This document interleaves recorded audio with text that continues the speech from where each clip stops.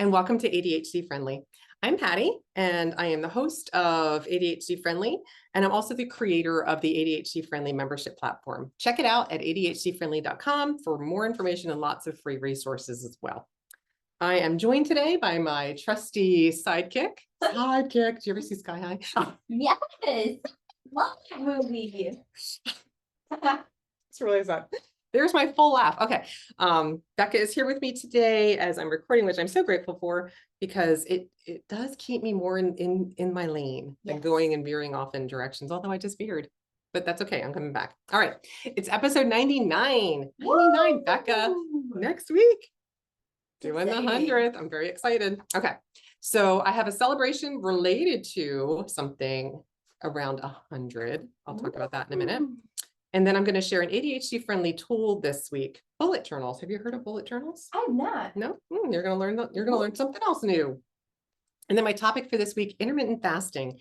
If there's a decent chance you've heard of this because it's much more mainstream now than it was even a few years ago. So I'm going to talk about it and share some information that kind of highlights in the ways that it could be ADHD friendly. And then as always, at the end, I'll highlight what's going up next week. All right, let's jump into it. My celebration, Becca. I am hitting this week 100 weeks of my yoga routine, Monday, Tuesday, Wednesday, Thursday only. So 4 days a week, always Monday through Thursday, have not missed a single Monday through Thursday. I've modified at points where I needed to, or, I always did at least 5 minutes. But it has become a solid routine. And I just wanted to share some of the things that I've captured in my success journal that remind me what I did to make this work for me. Because I've shared before, I really struggled a lot to find a workout routine, especially after I did the half marathon where it was kind of that all or nothing. And I ran to get into training, to be ready for it. And then I ran the half marathon and then full stop. That was it. And then I really struggled to find something that pulled me in again. I know I need accountability that works for me, but I didn't know what else I needed. And I kept trying things and stumbling. And so I wanted to highlight what I did that made this possible. All right, so I'm going to just share a quote from James Clear that was in his newsletter recently that really resonated with me when it comes to the celebration. So James says, "It's not that hard on any given day, but the trick is you can't skip days. Your workouts can be reasonable and still deliver results if you don't skip days. Your writing sessions can be short and the work can still accumulate if you don't skip days. As long as you're working, you'll get there." I agree. I think with our brain wiring, we often have this all or nothing. We have this kind of benchmark for what we'll allow ourselves to count as a day that counts, where we can check the box. And one of the main things that worked with my yoga habit was starting small. And my bare minimum is 2 minutes. Just get on a yoga mat and do, some stretches, some yoga for 2 minutes minimum every day, Monday through Thursday. Over the course of the last almost 2 years, I've basically made my new minimum 5 minutes. But if I did need to go down to 2 minutes, I know that still is where I can check the box. Yeah. It is a challenge to allow something small to be the qualifier for checking the box. And so I'm really hiding that because I know that is a challenge for a lot of us. And it's what also gets in the way of building the routine. And so that's why I wanted to share what James Clear said, because it so resonated. It's like, you might, write a little bit, but if you're writing every day, you're still accumulating over time a lot of work, as opposed to expecting yourself to write a lot and then not even starting it because it was too much of an ask. So here's the things. I'm just going to go down a bullet point of my list that worked for me to keep the 100-week streak going. I started small. I planned the time of day I would do my yoga with flags on my calendar, so that I really noticed what time was best for me. I tweaked it a lot. I started down in my office. I tried it we have a basement. I tried it in my basement. I tried it in my bedroom. I finally landed on, I do it in my bathroom. I just found the place that there's just enough room to put my yoga mat on the floor. It's easiest for me to do it as soon as I get up, before I get ready for the day. Because then I can, do what I need to do to freshen up and make sure I'm ready. Yeah. If I get ready for the day and then I expect myself to go do something that is then maybe going to make me hot, sweaty, then I have to get ready again. That is one of my obstacles. I have no tolerance for kind of doing it again. It's like, I'm not going to put makeup on again. I'm not going to do my hair again. I don't like doing that stuff. So once it's done, it's done. And so I found for me, the best time was 5:30 in the morning. It created a lot of structure. It's cemented over time. It just works. And it's what I now do. So I don't have to flag my calendar anymore. I don't even write it on my calendar because it's just part of what I do Monday, Tuesday, Wednesday, Thursday. I would go back to that if I fell off my routine. It hasn't happened yet, but it might at some point. And I would have to then go back to my personal owner's manual, which is where I have these bullet points captured. So I remember what did work. Because that's often what happens is we fall off our routines, but we don't remember what the secret sauce was that made it work for us. Yeah. So that's why I'm a big fan of capturing it in your personal owner's manual. I also increased how much time I did overtime. So it's pretty rare that I would do a 5-minute routine unless I'm like sick or traveling. Right. But I do notice if there's something that requires me to modify, like I've shared right now, I'm dealing with my shoulder. And until I figure out exactly what's going on with my shoulder, I've had to modify what I'm able to do in yoga so I'm not irritating it and making it worse. So I just wanted to share how I used knowing what works for me, starting small, trying it, like experimenting with where, when, how long. And then my other, I've shared before, thing that's really worked is yoga with Adrienne, because she has so much variety. Yeah. And they're all free. One of my things I'm saving up for when I'm working on managing subscriptions is to try to cancel enough things or reduce what I'm subscribing to the point that I can cover subscribing to Yoga with Adrienne as like a reward. I'm trying to use that sparkle because I don't know, there might be like a lot in there that's accessible, or maybe I can sort by things that you can't do in the free offerings. So I'm getting to that point, maybe as a reward for 100 weeks. That could be something that I could use as a sparkly reward. I hadn't thought about it that way. Now I'm like, why should I have to wait? It could be like a reward for hitting 100 weeks. You did it, girl. I do that. I'll report back. All right. So that's it for my celebration. On to the ADHD-friendly tool for this week, bullet journals. You've not heard of bullet journals before. All right. So let me give you the definition for what a bullet journal is. Okay. It is a customized journal that gives you a place to explore what you need to do and why. No two are the same. And the difference between a regular journal and a bullet journal is that in a bullet journal, you have the ability to customize it to your intentions. And they are typically, so I wanted to share, the classic bullet journal is a page with dots. So if you ever played, what is that? Foursquare? Or, yeah, I know, just thinking that. It's a page with dots, and the dots, I'm holding this up. So if you're listening to the podcast, I invite you to check out my YouTube channel to see anything I'm visually sharing. They allow you to write in a straight line because you're writing in between the dots. They let you draw straight lines, which I demonstrated on my little picture. And they let you divide your paper into sections. So I kind of showed, like, maybe you make a to-do list and a might-do list. And then it says the dots are dark enough to guide, yet light enough to blend in when the page is complete. I hate the dots personally. Okay. Not a me thing. I don't like that I can see them. I get that if it was all filled in, maybe you're not really noticing them. My brain notices them. I don't know if I used it consistently enough. I wouldn't, but when I tried a bullet journal, when I learned about it, about 10 years ago was the first I learned about it. Shortly after I finished coach training and was working with clients, and one of my clients had one. Yeah. And I was fascinated, and they showed me, and a lot of them can be pretty artsy. Ooh. Like people get really into different colored pencils and pens and make them little works of art. That was almost like scrapbooking to me. It was very intimidating. They don't have to be that way. But I just want to share, if you're not familiar with bullet journals and you go look online for examples, that might stop you from exploring them. If you see, there's some beautiful examples out there. I would never, first of all, if I could draw like that, that's all I would do. And I wouldn't use it for anything except making pretty pages. Right. But they're not supposed to be works of art. They're supposed to be a tool that works for you because you can customize it. And they definitely do that. But if you enjoy drawing and doodling, it can literally pull you in. And people that use bullet journals love them. They did not work for me, but I did enjoy trying it out as a tool. And I have to say, when I explored sharing this tool, I did find some examples and I'm like, oh, I like that. So there's some things even in the examples that I would pull and use to support myself even more. So they often include to-do lists, upcoming events, random thoughts like a daily diary, and a calendar for like long-term goals. People like do like a weekly spread or a month spread. So kind of like a planner and a journal mesh together. They're easy to update, understand, and adapt because you're deciding how you want to lay it out. That's the other thing I struggled with.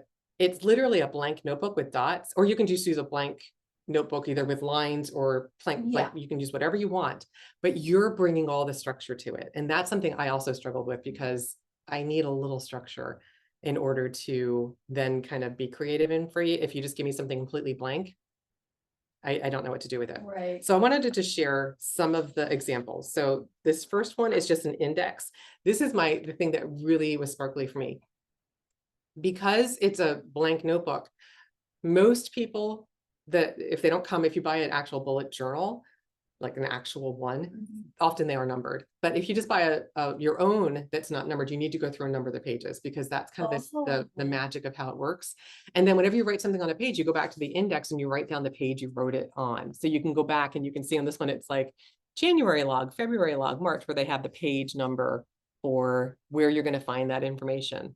And this person, there's no one way, everything is customizable. So everybody's index looks different. I shared this one because it was one of the simplest ones. Some of them I got completely overwhelmed looking at. So I just wanted to make it really simple if I'm going to share a visual. So they have planning, they have a personal section, and they have a work or a study section where they have brain dump and project notes. Personal, they have like a wish list, a reading log. I love the idea of a reading log. And so wherever you write it, you put the page number. So then you could just go to your index and be like, where did I write those notes? Oh, here it is.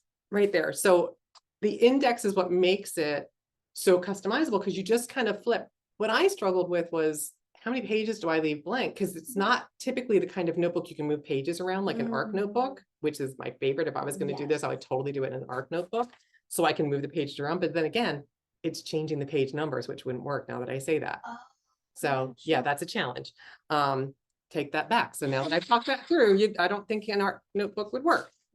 All right, so I wanted to share some examples. So all of these come from an article from Good Housekeeping Online where they share different people's examples of their spread in their bullet journal. So the first I'm going to share is a monthly spread, and this is courtesy of Diary of a Journal Planner. There are so many examples out there, Becca. You can get lost in it. So I just wanted to share a few. So this is a 2-page spread, and again, it's kind of artsy. Like if you picture, this is done on, the little bullet dots on a page where they just, drew little images, they sketched out, and that's where it is very helpful to have the dots because now you can draw out a calendar, not have to worry, like my calendar would be like literally, really slanted, and the boxes wouldn't be even, and you don't need to use a ruler, you just kind of go down the dots. So you can see January and, plan the month. This one I really liked a lot because right now this is they call it Stay Tuned In with a TV show tracker. What I loved about this one, let me actually just fold this back so I'm just showing the picture. I need that. Well, I use my notes app on my phone to keep up with a list of shows I want to watch. And I kind of group it by shows I want to watch alone, shows I'd watch with my husband, shows I want to watch with one of my kids. What this person did is they grouped them by where is the show. Streaming services. Oh my gosh. Because every time I write it down, I do in the app, I'll put down like, oh, it's on Hulu or it's on Prime or it's on Netflix. But they, kind of like wrote down the ones that they want to watch. And here on this page, they have it divided by TV shows and Netflix shows specifically. So what I love about that is it's like, okay, even when I'm thinking about what subscriptions do I no longer really use, these shows are actually on the different platforms I'm subscribing to. So this was very sparkly. I like the idea of this a lot. So that's why I pulled that one out to share it. Next is, because I'm terrible at remembering birthdays, including yours. Celebrate birthdays with a dedicated birthday page. So I just like this simple, easy, they just have 12 balloons where you could just write in the people's birthdays that are in that month. So you can just quickly look at one page and see whose birthdays That's cute. are that month. So I thought that was a cute idea to visually represent the different months of the year and the people's Love birthdays it. that fall on those. A lot of people use their bullet journal. Oh, and the abbreviation short way of saying it is BUJO, Oh. BUJO, which is better BUJO. than the other initial that you. Oh, I'm holding up the words. So this is for meal planning. Ooh. So literally, you know, I love that they have flags here because again, you're customizing it. You can use as many colors. It keeps it sparkly and interesting. Where they have kind of broken down what days they're going to have different meals. And then on the bottom, they have a shopping list for what they'll need to buy. Smart. So all in one place. This one, oh my gosh, Becca, this was very sparkly. I have tried to organize I have different tools that I use to support myself to keep up with what I need to clean. I hate cleaning. It is like everybody that knows me well knows one of my deepest and truest desires, longest desires is to have somebody, I always call her my Alice, to come and clean my house for me because I just don't like to clean. That's like putting it mildly. But the cleaning tracker, so they have little sections for daily cleaning tasks, weekly cleaning tasks, monthly. That's what really gets me in I'm like, how often do I need to do this? And then I don't want to talk about it because I'm embarrassed because somebody might be like, oh my gosh, you only do that this how often? Oh my gosh, I do it this often, whatever it is. So I don't talk about it. It can create, you know, some feelings of shame and embarrassment and incompetence and, you know, not really knowing how to adult and those kinds of things. So I found that very sparkly to, you know, the way that they structured that. So these are things that I'm considering adding to my own. A lot of these tools to me create interest for my owner's manual, not so much a bullet journal, but these are bullet journal examples. And then this was so much fun because they did, so this article is a few years old. So they did my 20 before 2020. So it's kind of like the 23 and 23 list, but they have little icons. They did little tiny pictures for each of the 20 things that they wanted to do before. So I guess this was 2019, the things that they wanted to do before the calendar rolled over to 2020.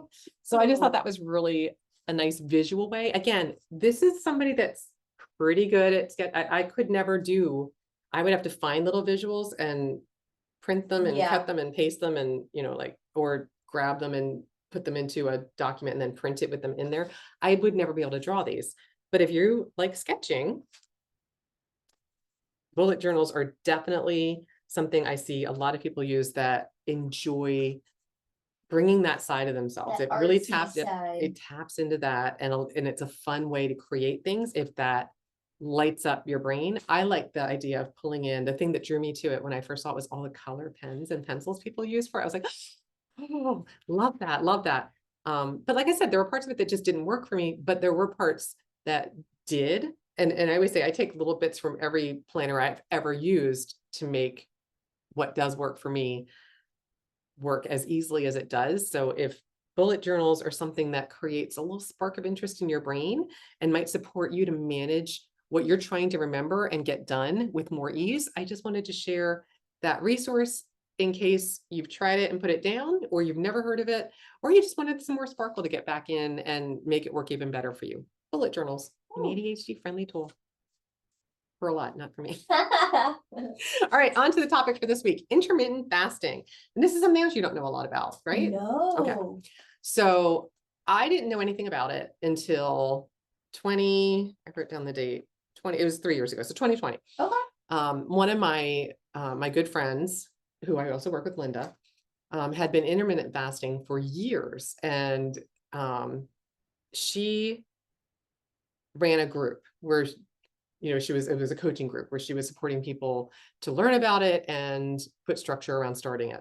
So before I go too deeply into this, I want to back up and just be really clear. I am not a medical professional because this is something that is related to what you would do in terms of fueling your body with food. I always want to just, you know, little disclaimer, always check with your medical provider. This is, you know, not for everybody. There are lots of medical reasons why it would not be a good idea to do this. So always confirm before you change your diet, exercise, you know, anything that's foundationally meant to support your health. always confirm with your doctor that it's a good plan, get the okay to move forward. Okay, so here's the magic behind intermittent fasting. Okay. Instead of focusing on what you eat, because a lot of people with ADHD, we struggle with impulsivity. We struggle to keep up with diets, if you will, whether or not, I always think of, I'm not dieting, I'm trying to eat healthy. Yeah. So whatever you call it, we struggle to be consistent with it. Yeah. Remember, ADHD is also, we are consistently inconsistent. So it's really, really difficult. Yeah. So instead of focusing on what you eat, all intermittent fasting focuses on is when you eat. That's it. So it's like flipping it. So you just eat during a specific time. And that's the only rule. You can eat whatever you want during your window. But when your window is shut, you either eat during the window and then you don't eat outside the window. That's it. It's simple. It's clear. It's very easy to follow. Yeah. There's no other rule except, can I eat in my window? Yes. Is it outside my window? I'm not eating. That's it. Okay. So I heard about this before, but I didn't really understand how it worked. I'm not going to go into a ton of there's a lot of information and so much more in the last 3 years, I would say, than there was even when I was introduced to it 3 years ago. So my journey started literally almost exactly a little more than 3 years ago now. It's like back in May, June of 2020. And right at the beginning of the pandemic. No, right before. Was the pandemic? Right before I worked with you. Wait, 2020. Now I'm wondering if I started in 2019. Because you had already been doing it for, I feel like, a bit when I. Yeah, no, and I just, maybe it was 2019. Dang. Okay, maybe it's 4 years. I know, right? And I did it in my 8-week class or my 8-week coaching group that was led by my good friend, Linda Swanson. And I have to say, having the group support was key.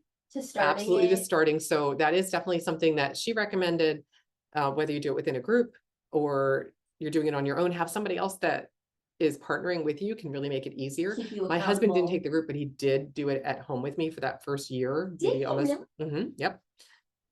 He just, is always off of the routine, going different places. And so it's hard to do if you don't have consistency, is definitely something I would highlight. And so basically, we already fast. Everybody fasts when they sleep.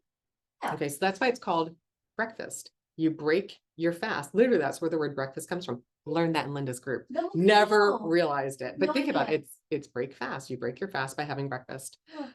So intermittent fasting is based on choosing a regular time that you will eat, like your eating window, and a regular time that you will fast. And one of the most common structures is called 8-16, where you eat for 8 hours, you fast for 16 hours. Okay. So you pick an 8-hour window. It could be like 10 a.m. to 6 p.m. if you want to have like a late breakfast and then an early dinner.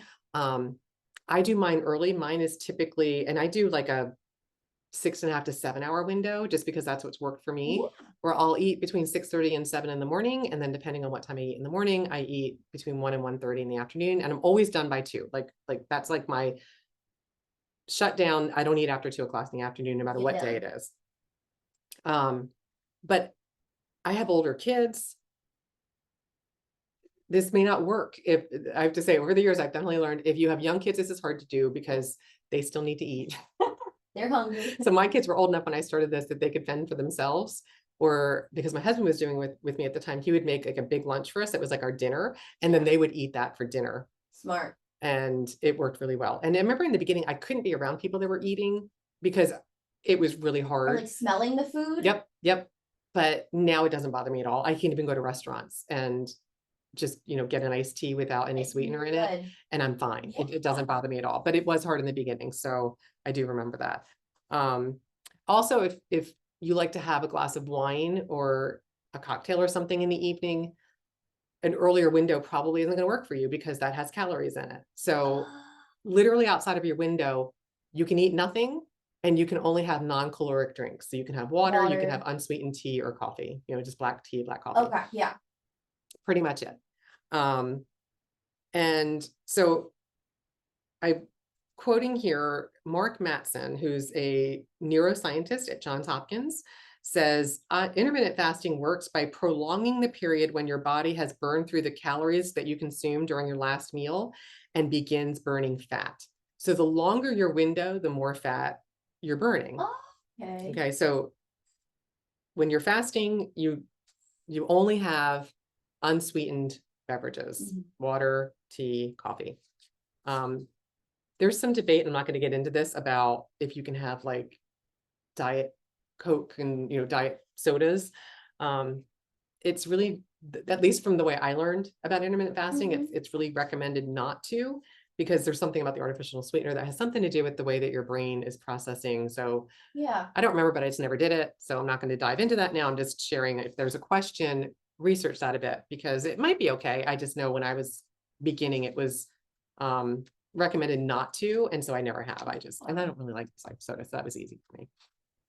So some of the benefits of intermittent fasting for anyone who this is a safe thing that you've checked with your doctor, gotten the okay to go ahead with. These are not ADHD specific, but just generally. Mark Mattson from Johns Hopkins has been studying intermittent fasting for more than 25 years. And he has found that it leads to a longer life. He said you'll have a sharper mind because it boosts, for adults, it boosts your memory. Huh.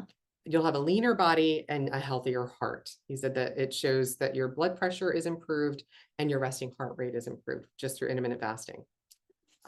Related to ADHD specifically, Dr. Russell Barkley said, intermittent fasting's simplicity is what makes it such a good plan for those of us with ADHD. And that's what I found. So I'm going to now share what I find to be ADHD friendly about intermittent fasting. Number one, less decisions. Because my window is early. I'm a breakfast person. There was no way I could give up breakfast. So I knew my window was going to be early. And I have breakfast and lunch and that's it. I'm done. I don't have to think about dinner. No. Can I tell you the space of time that opens up? Because I've shared in previous podcasts, I don't like to cook. I'm not good at planning. Oh my gosh. Not having to think about dinner is like a gift I give myself every stinking day. It is amazing. So I just don't eat after lunch. I don't have to think, oh, I'm hungry. What should I? Could I have nothing? I don't eat. That's it. Done. Makes it really easy. It's very all or nothing. Works with our brains. So another benefit, more time, because you're not needing, I had no idea how much time went into making dinner, eating dinner, cleaning up after dinner. None of that has to happen because I'm not eating dinner.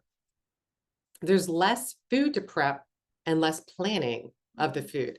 I can plan breakfast and lunch because I can eat the same thing pretty much every day for breakfast and pretty much every day for lunch, and I'm good. Yeah.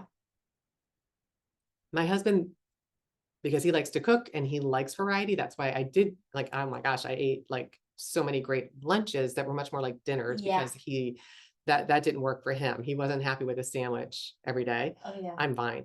But it's like, do what works for you, but there's no like, oh, you can only eat these foods. You can eat whatever works for you, but you do have to be more mindful about making sure you're getting a balance of diet, what you need in the window that you're eating, because otherwise it's not really going to be healthy, because you're not getting the fruits and vegetables and everything that you need. So it does require a little bit of planning. Once you get into a routine, I find it very easy.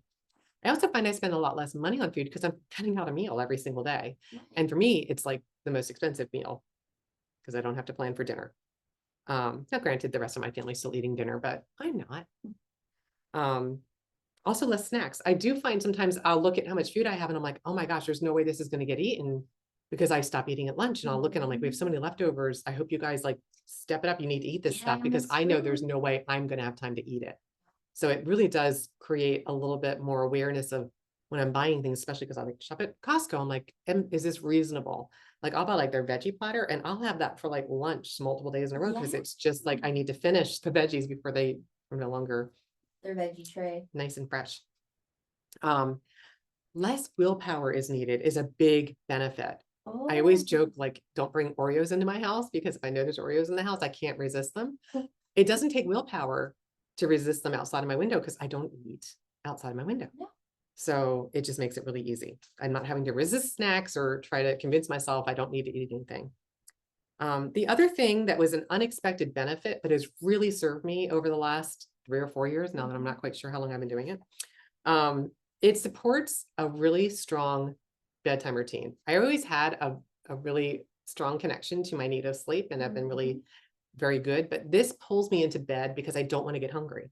So I don't stay up late because I will get hungry if I'm up. I never go to bed hungry because I go to bed consistently. Early. But if I do stay up late, if I have company or something, I will get hungry because I'm not used to being up that late. Yeah. And it's also what gets me up out of bed early because I need to get my exercise and my things done before I get hungry.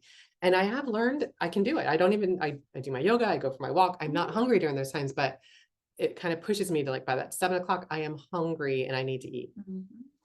But it works beautifully with I'm going to go to bed because I don't want to get hungry. I just want to go to sleep. And that fasting happens. Most of my fasting, I feel like, happens while I'm sleeping, which I love. So now I've got a quote from my good friend Linda, who wrote an article, and now I don't remember where the article was.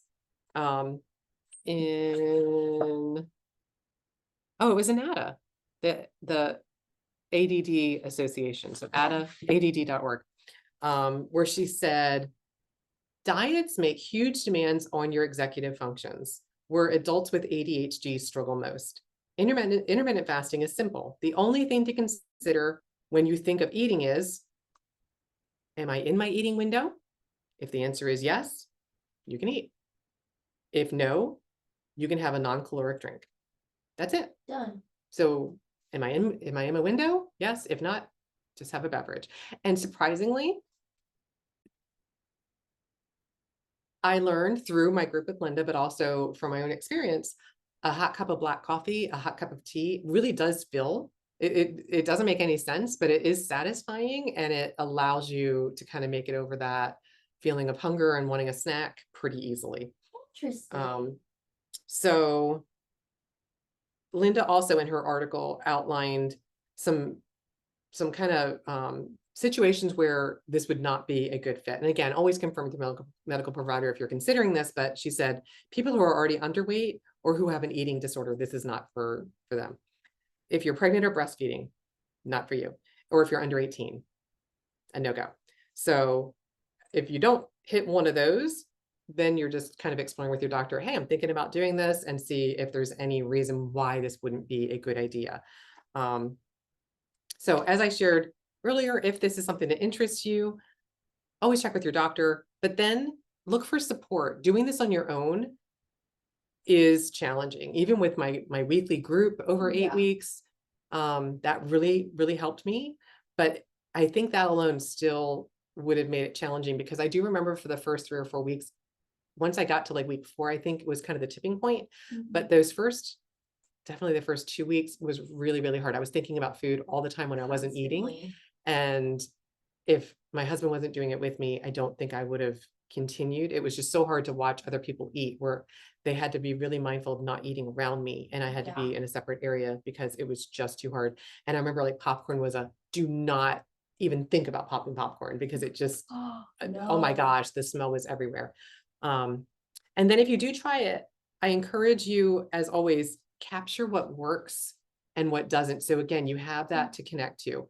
I've been doing it long enough now that pretty much after the first year, I learned I can go on a week-long vacation, and I don't expect myself to follow it, and I can come right back to it and reconnect. And do it. Really pretty much seamlessly. Yeah. And I've done it so much now that I don't have any worries about it being difficult. It's really not something I have to like work at when I come back. I just go back. I'm like, oh, I'm back in my window. Back in your routine. But I don't deny myself. If I have company, I'll eat dinner with them. If I go out, because we don't go out a lot, it's like, you know, a handful of times a month. Yeah. And I do have a cheat day once a week that I've learned, once I established my routine, that I could have once a week. Typically it's over a weekend, where I'm like, okay, it's my cheat day, and I can eat later in the day. I can have dinner with my family. We can go out to eat. If it's a date night, I plan it around that. So it is something I've been able to make work for me with really relative ease over time. But it's because I really explored what was the easiest window of time.